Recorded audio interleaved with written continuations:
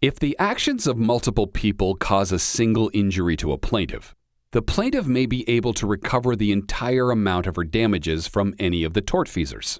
That tortfeasor, in turn, may have a right to contribution from the other tortfeasors for damages paid over his share of the fault.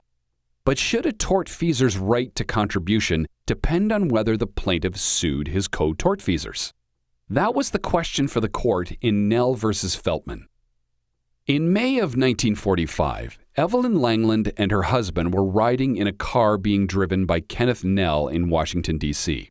Their car collided with a taxi owned by Ralph Feltman, and Evelyn was seriously injured in the accident.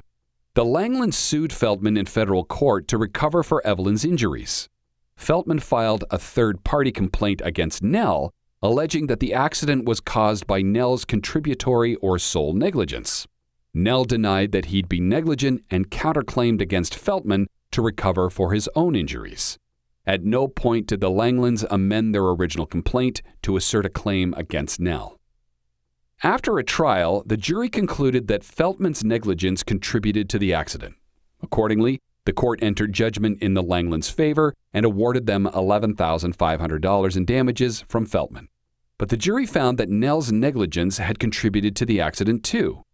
The court therefore entered judgment in Feltman's favor against Knell for $5,750, which was half of the amount that Feltman owed to the Langlands.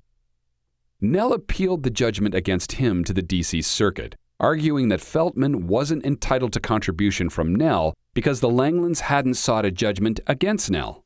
And as a result, Feltman and Knell's common liability to the Langlands hadn't been established.